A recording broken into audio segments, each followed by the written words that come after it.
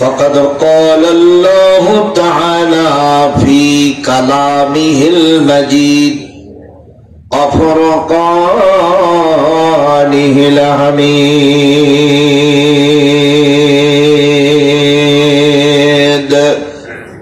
أعوذ بالله من الشيطان الرجيم. بسم الله الرحمن الرحيم. يا أيها الذين آمنوا هل أدلكم على تجارة تنجيكم من عذاب أليم.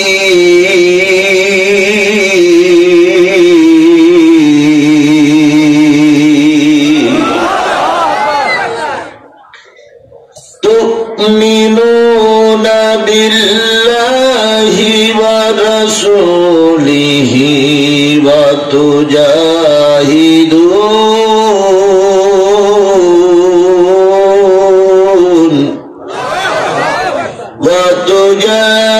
وتجاهدون في سبيل الله بأموالكم وأنفسكم ذلكم خير لكم إن كنتم تعلمون.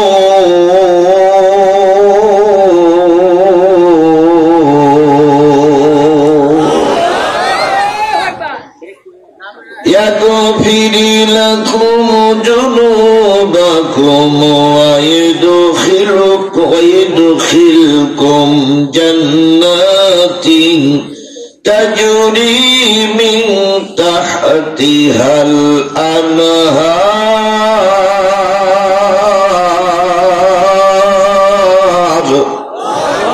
ومساكن طيبة في جنات عدن ذلك الفوز العظيم.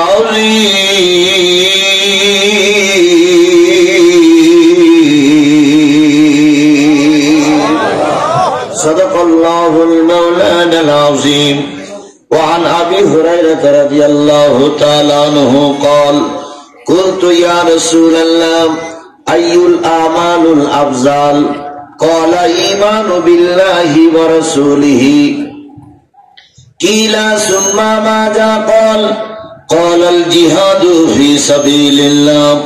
رواه البخاري. أو كما قال رسول الله صلى الله عليه وسلم إن الله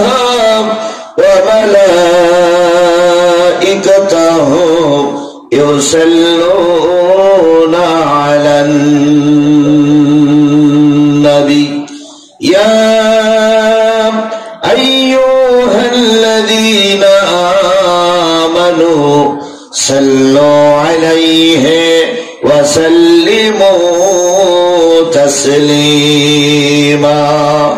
اللهم صل على محمد وعلى آل محمد كما صليت على إبراهيم وعلى آل إبراهيم إنك حميد مجيد.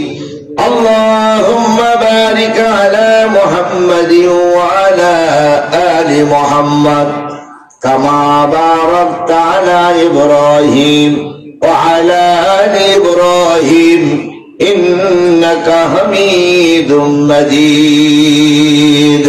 لا إله إلا الله.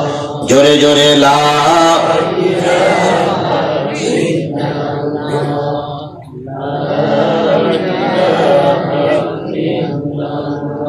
لا إله ইলাহা লা ইলাহা লা ইলাহা ইল্লাল্লাহু মুহাম্মাদুর রাসূলুল্লাহ লা ইলাহা লা ইলাহা লা ইলাহা ইল্লাল্লাহু মুহাম্মাদুর। মা আমেনার কোলে একটি ছেলে জন্ম নিল আধার এলে বেলে। মা আমেনার কোলে একটি ছেলে জন্ম নিল আধার এলে বেলে। উঠল বাঁকা চাঁদ, চাঁদ মামাটা চাইল ছেলের একটু আশীর্বাদ।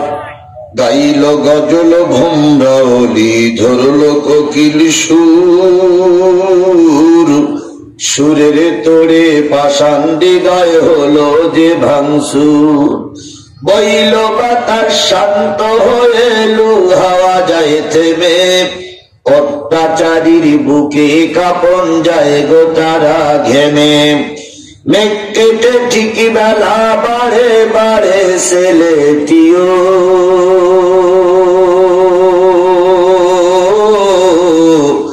সেই ছেলেটি আমার নবী, সবার তিনি প্রিয়। লা ইলাহা ইল্লাল্লাহ, জোরে জোরে লা ইলাহা ইল্লাল্লাহ, লা ইলাহা লা ইলাহা ইল্লাল্লাহু মুহাম্মাদুর রাসূলুল্লাহ। সকলে জবান খুলে একসাথে এক বাক্যে বলছি সাল্লাল্লাহু আলাইহি ওয়াসাল্লাম। বগুড়া জেলার নন্দীগ্রাম উপজেলা, নন্দীগ্রাম উপজেলার খ্যাংসর দারুল উলুম নুরানি হাফিজিয়া মাদ্রাসা ও এতিমখানা প্রাঙ্গণে অনুষ্ঠিত হচ্ছে একদিন ব্যাপী বিরাট ওয়াজ ও দোয়া মাহফিল।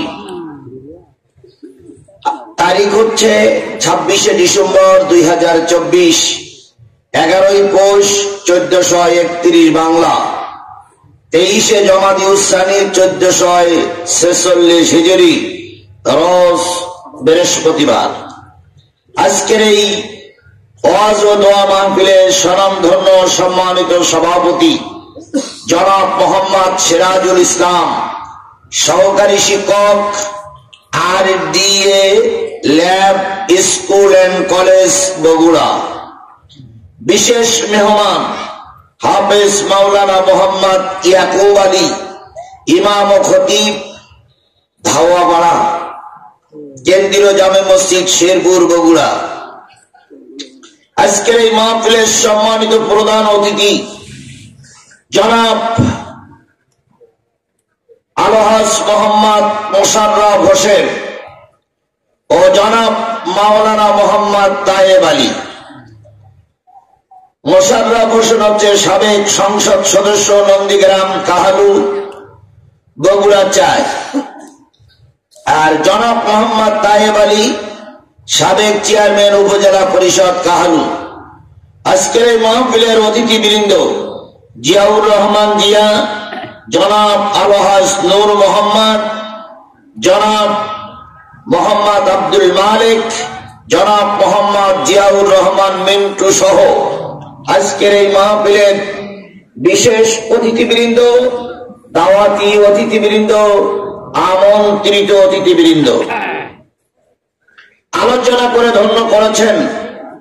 একটু আগে আপনাদের হিসাব দিচ্ছিলেন অত্র মাদ্রাসার সম্মানিত মহতামিম আলেমে দ্বীন, তিনি অক্লান্ত পরিশ্রমের মাধ্যমে এই প্রতিষ্ঠানটা গড়ে তুলেছেন এবং টিকায় রাখার জন্য দারুণভাবে চেষ্টা করছেন। আপনার আমার প্রিয় ভাই, প্রিয় মুখ মাওলানা মোহাম্মদ আমির হোসেন আজাদী আলোচনা করেছেন জনাব মাওলানা মোহাম্মদ গোলাম রব্বানী, মাওলানা মোহাম্মদ আল আমিন, হযরত মাওলানা মোহাম্মদ রফিকুল ইসলাম, কারি মুফতি মাওলানা মোহাম্মদ আব্দুল বারী সহ সমাজের উজ্জ্বল নক্ষত্র, গর্বিত মায়ের গর্বিত সন্তান, শ্রদ্ধেয় ওলামায়ে হযরত, মঞ্চ উপবিষ্ট বিভিন্ন রাজনৈতিক দলের নেতৃবৃন্দ, আমার সঙ্গে আমার সর্বডান পাশে উপস্থিত আছেন আমাদের প্রিয় ভাই,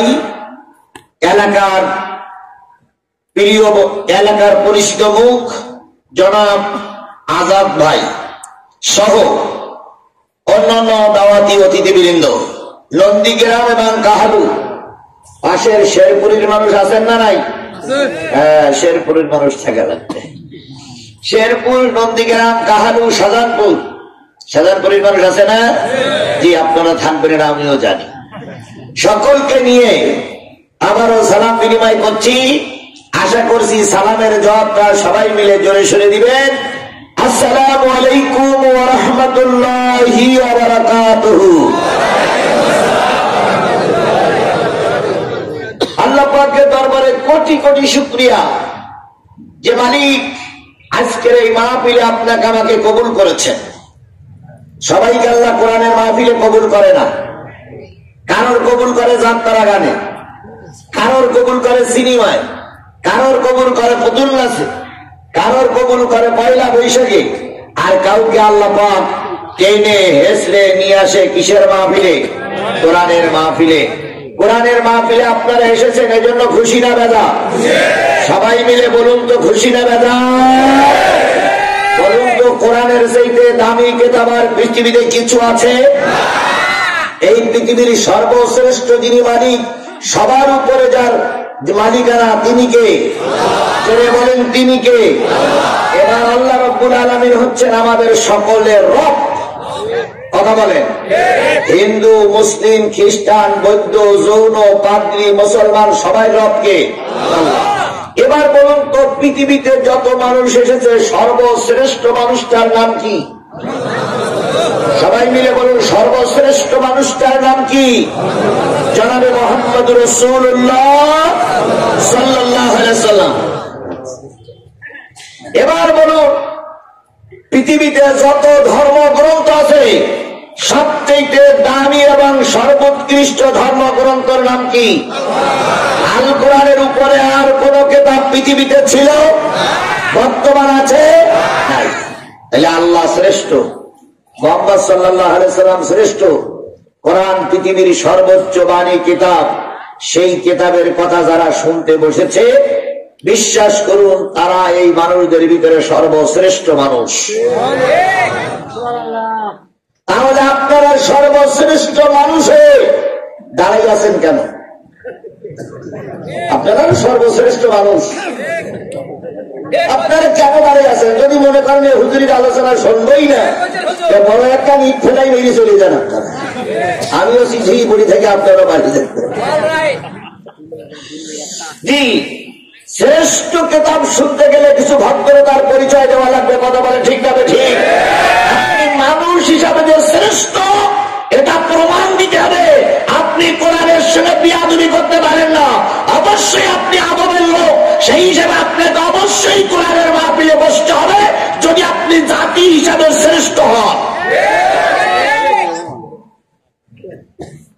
লোকে বলে না ব্যবহারই বংশের পরিচয়, কথাটা বলে না ভাই? আপনি কত বংশের লোক তা দেখে না, দেখে ব্যবহার। আপনার ব্যবহারই বলে দেবে আপনি কোরআনের পক্ষের লোক না বিপক্ষের লোক। কোরআনের পক্ষে যারা থাকে তারা হয় নম্র, বিনয়ী, ভদ্র, উৎকৃষ্ট মানের, তারা আল্লাহর বান্দা। আল্লাহর বান্দা বিশৃঙ্খল হয় না। তাহলে আমরা কোরআনের মাহফিলে বসবো ভদ্রভাবে।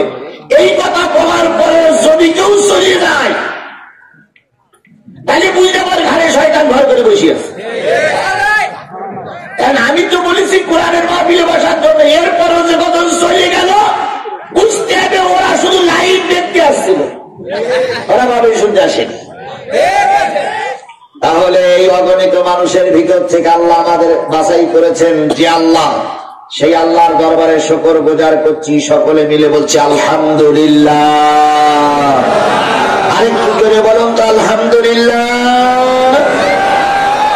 সব প্রশংসা তোমার আল্লাহ, তুমি প্রভু নিখিলের, তুমি রহমান, তুমি যে রহিম, কাজী রোজ মহাশরে।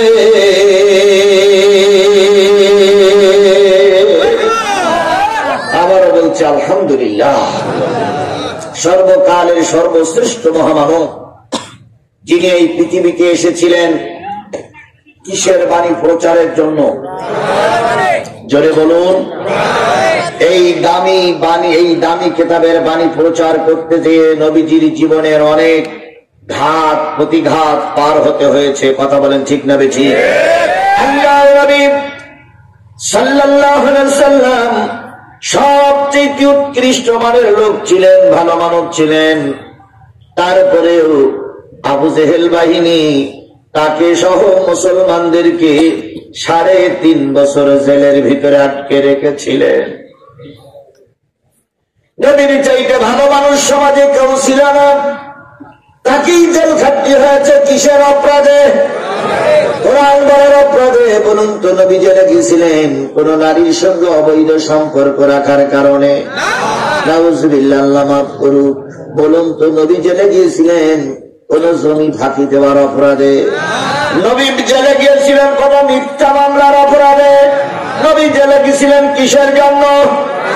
আরো জোরে বলেন কিসের জন্য? এইটুকু বুদ্ধি কেন মুসলমানের হয় না? অতীতের আলেমগুলো যখন জেলে ধুকে ধুকে মরেছে, আমাদের ভিতরে কিছু টুপিওয়ালা ফতোয়া দিয়েছে, নিশ্চয়ই হুজুরদের দোষ ছিল, নতুবা জেলে গেল কেন? এরকম বলা, এরকম কথা বলা মৌলবী আমাদের সমাজে ছিল কি ছিল না? আরো জোরে বলেন ছিল কি ছিল না?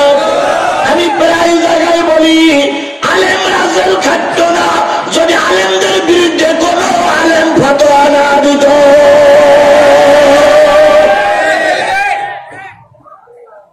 এখনো একদল আলেমদের কারণে দিন প্রতিষ্ঠার ব্যাপারে বাধা হয়ে দাঁড়িয়েছে। একদল হুজুরদের এখনো বিবেক ফিরেনি। তাহলে আল্লাহ নবী জেল খাটলেন কিসের অপরাধে? কোরআন বলার অপরাধে। আজকেও কিছু কিছু আলেমেরা কোরআন প্রতিষ্ঠার অপরাধে, কোরআন বলার অপরাধে জেলে ঢুকে ঢুকে মরেছে, এখনো মরতেছে। আল্লাহ ভালো জানে রক্তপাতের শেষ কোথায়। ও আমার জাতি, 52 বছর পরে একটা সুযোগ তোমরা পেয়েছ। এই সুযোগটা যদি কাজে লাগাতে না পারো, আরো 100 বছর কাফের বেদিনের হাতে মারি খাওয়া লাগবে। জাতি যদি এখনো না বোঝে, খালি জাতির এখনো অনেক বছর রক্ত দেওয়া লাগবে। কথা বলেন ঠিক না বেঠি? সুতরাং নবী জেল খাটলেন কিসের অপরাধে? আরো জোরে বলেন।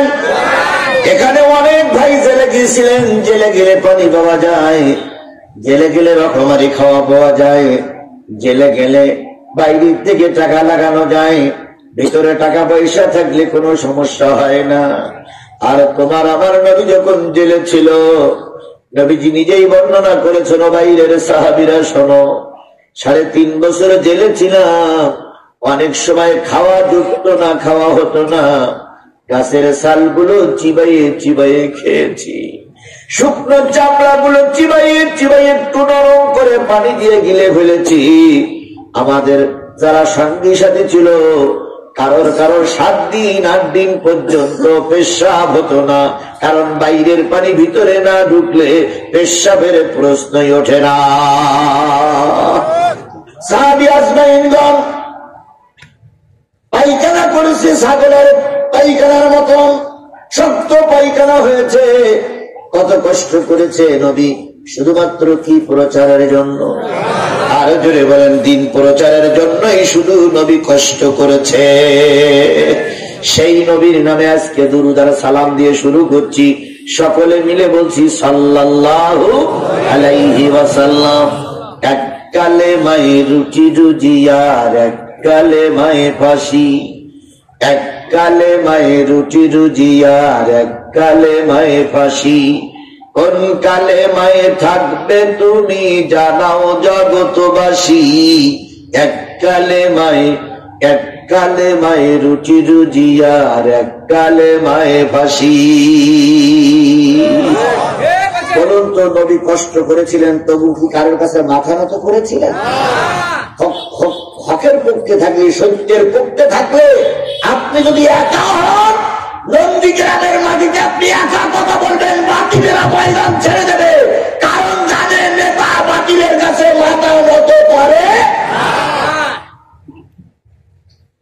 আল্লাহ রাসূল সাল্লাল্লাহু আলাইহি সাল্লামের জামানা কেবল তিনি কালেমার দাওয়াত প্রচার করছেন, ঠিক সেই সময় ইয়েমেন থেকে এক ভদ্রলোক আসলে একটা উট বিক্রির জন্য। কি বিক্রির জন্য? উট বিক্রির জন্য। এখন উটটা এনে মক্কার পাশে দিয়ে বলতেছে, ভাইকে উট কিনবেন, ভাইকে উট কিনবেন, ভাইকে উট কিনবেন। এমপি মন্ত্রীরা বলতেছে আমাদের কেনার ইচ্ছা, কিন্তু আবু জেহেলের বিরুদ্ধে যদি উট কিনে তাহলে আমাদের একটারও চাকরি থাকবে না। কারণ বড় শয়তান যা করে সেটাই আমাদের মেনে নিতে হয়।